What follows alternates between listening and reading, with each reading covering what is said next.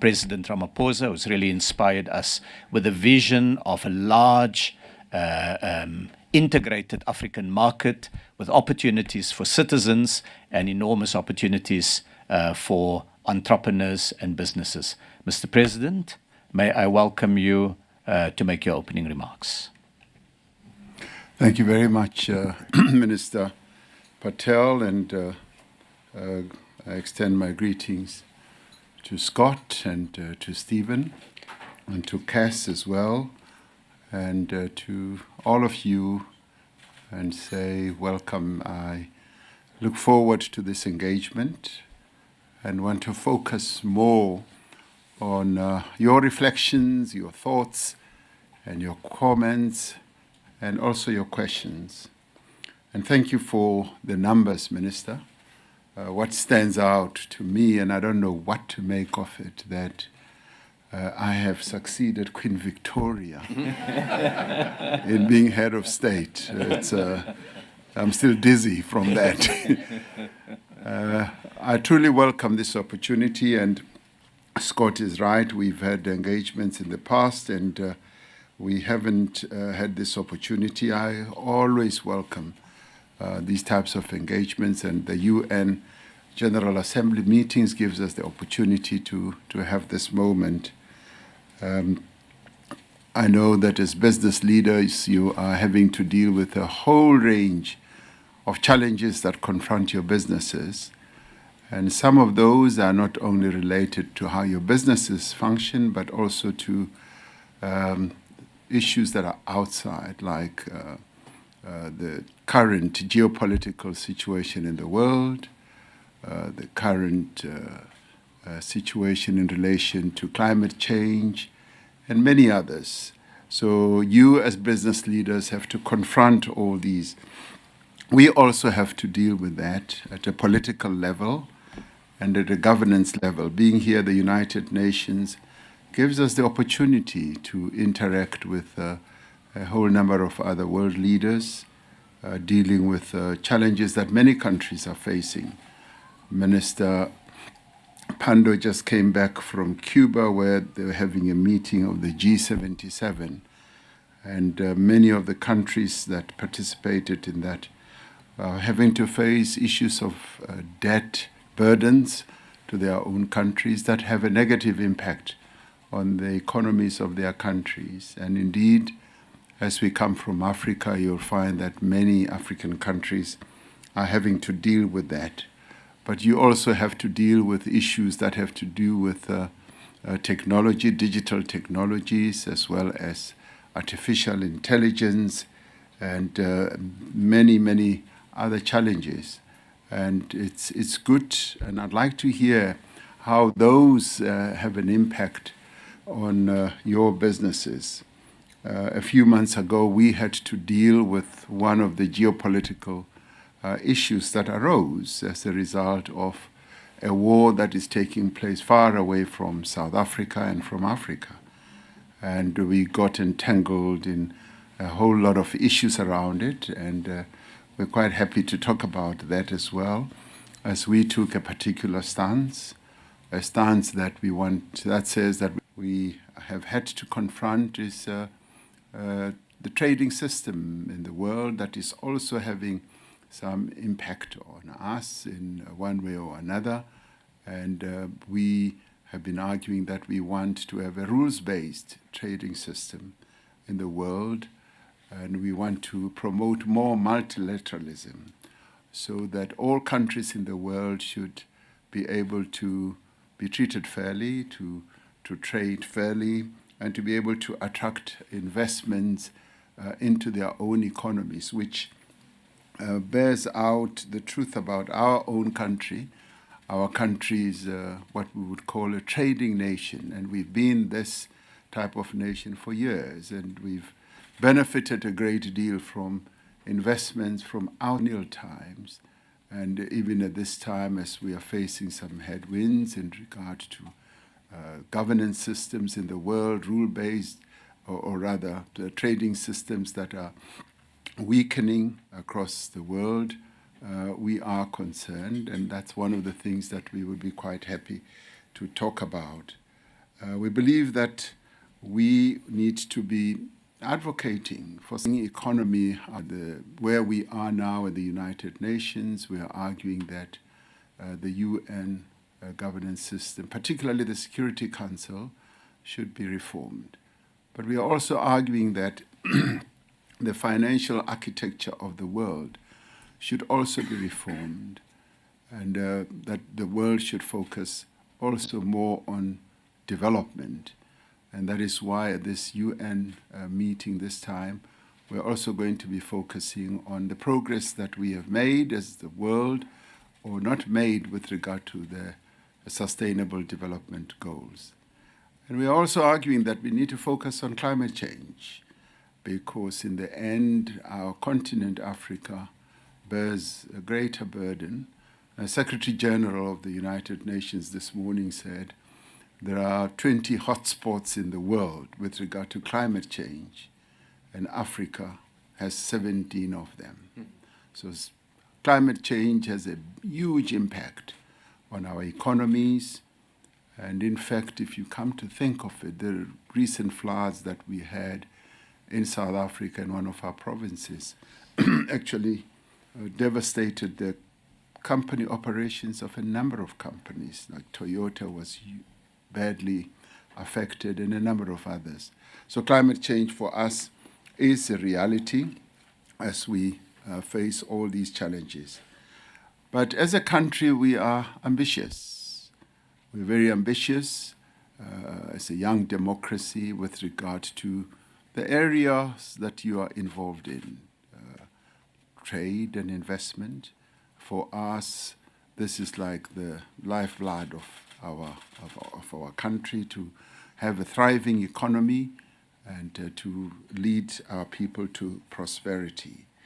And in this regard, we are relying on a number of enablers. And one of those is the Africa Continental Free Trade Area, which Minister Patel referred to. We, together with other countries, pioneered the conclusion of this trade area, which, as he correctly says, is going to see to 1.4 billion people being real active consumers within the African market itself. And we're looking forward to this trade agreement or treaty becoming actualized. And as South Africa, we've already taken a lot of steps to ensure that we do move in that direction. A second enabler for us is the AGOA agreement. We've been participating in this, and we see this as a major area for us, or a major issue for us. As a participant, we've seen this as mutually beneficial, not only for South Africa, but also for the United States. For through this AGOA, jobs are also either sustained or created in the United States as they are in South Africa. It may not be in equal numbers, but we see this trade agreement being a very important one. And as you will have heard, we're looking forward to the extension of AGOA to the current beneficiary countries, and South Africa is one of those. We would like to see this being extended for another 10 years, and thereafter we can look at exactly what happens. We're rather pleased that the summit, the forum rather, is going to be held in South Africa, and this for us is important. It's also important because it will consolidate for us the presence of U.S. companies in South Africa. We have some 600 or so companies invested or based in South Africa, and we are pleased that they are growing in number, and that to us is an important development. The third one, we have an economic partnership agreement with the European Union and the United Kingdom. For us, this is another key enabler because it opens up trading links, investment links that we have been able over time to utilize. Later this year, we are going to have a forum or a discussion forum with the European Union to look very closely at how our partnership is working. Both sides are looking forward to it.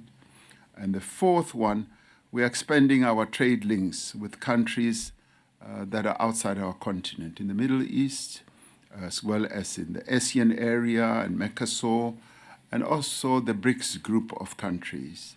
You may well know that we held a very successful BRICS summit just a few weeks ago, and we welcomed new partners to this BRICS family of countries, and that is going to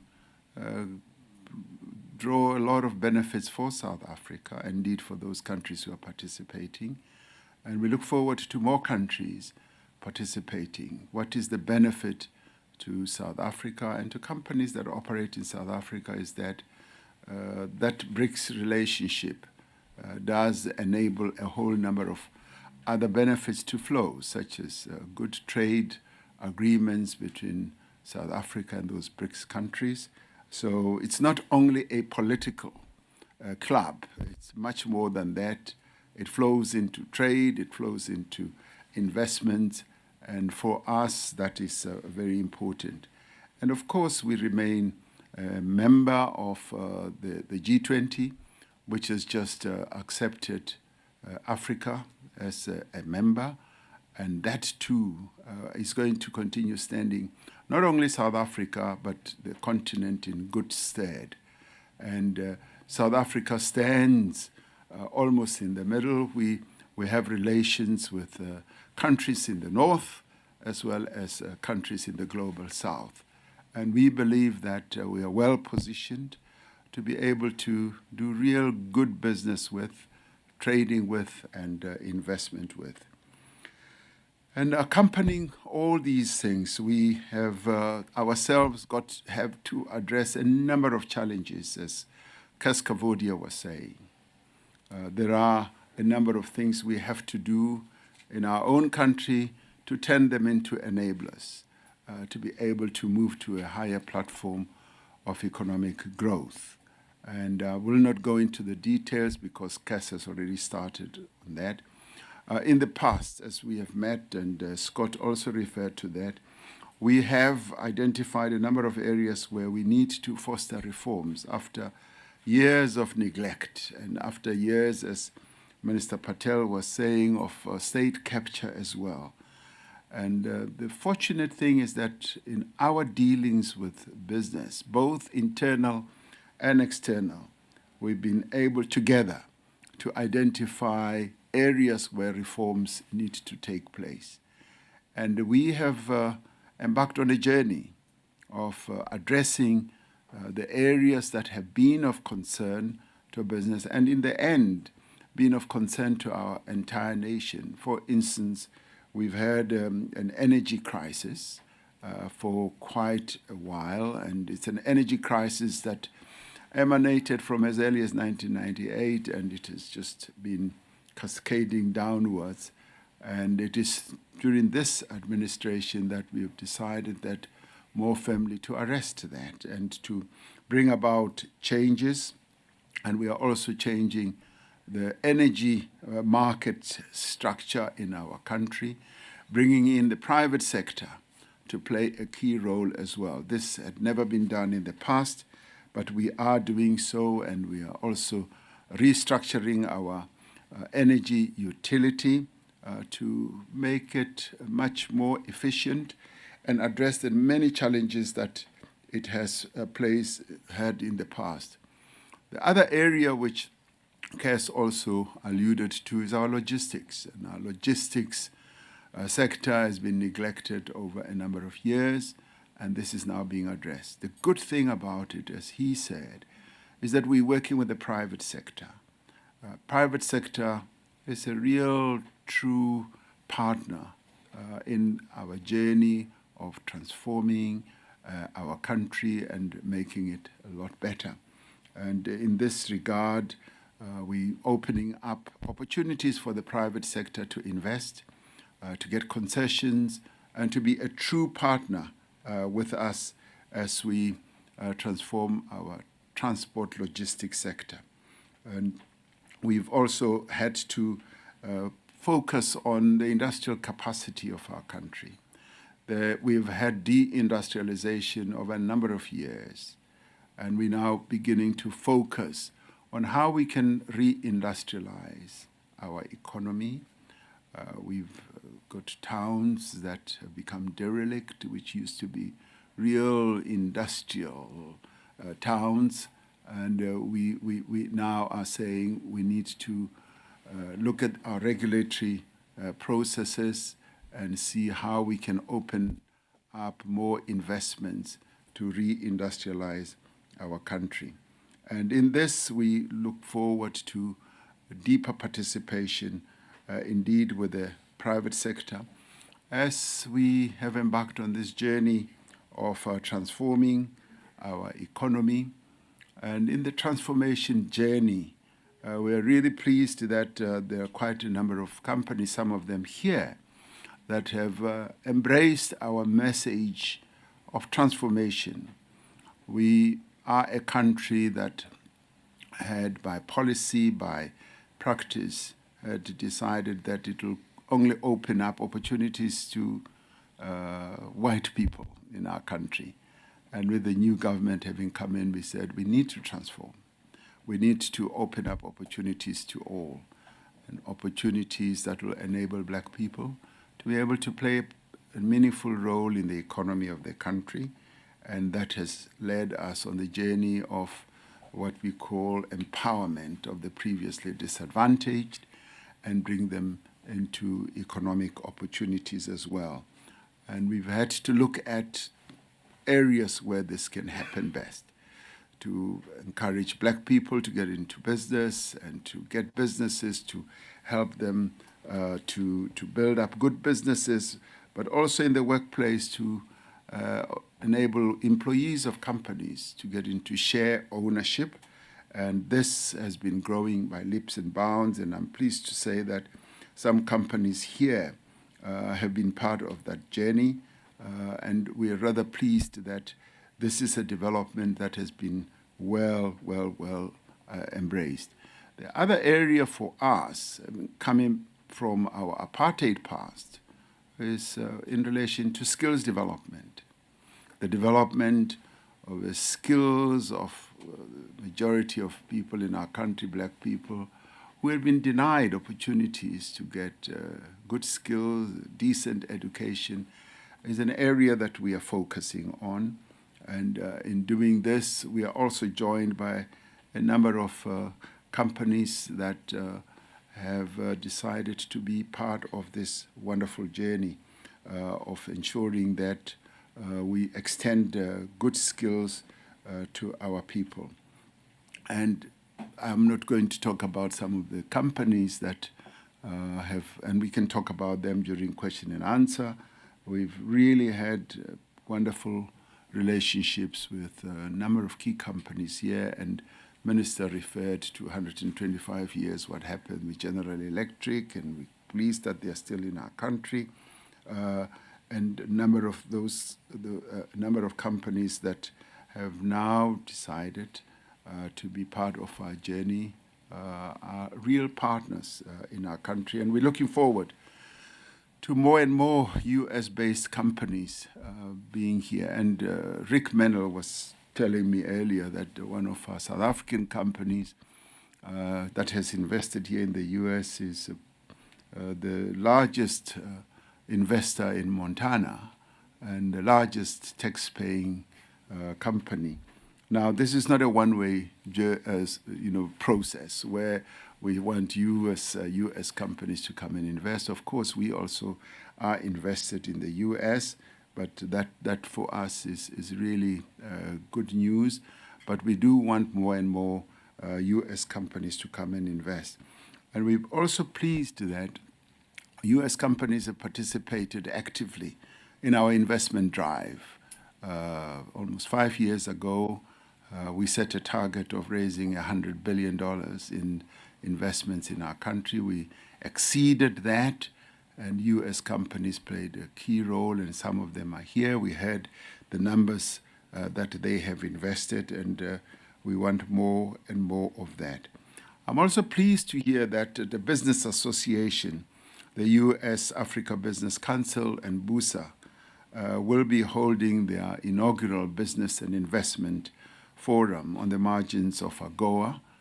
So that we welcome, because what this tells us is that the relationship at the business level between the U.S. and South Africa is growing, and it's extending by leaps and bounds. And we're hoping that companies, U.S. companies, will participate in that forum in more ways than one. And we are going to be getting a number of companies on the continent to come and display their wares and their capability. And we would like U.S. companies to come and join that as well. So I do look forward to this dialogue that we're going to have now, so that we get to hear precisely what your concerns are, what your joys are, because let it not be only about complaints. Let me hear what makes you happy so that we can make you even happier. And those that are concerns can be raised so that we can address them. We are a government that is willing to engage with business, more than many that I know. And we are also a government that's willing to get proposals and views so that we can address those. A number of issues which were raised in our earlier discussions with Scott, as I said, are being addressed. Some have been addressed and been achieved, and others which you will raise today will also be addressed. That is a promise that I put forward. So I thank you for being here, and I look forward to our discussion. Thank you.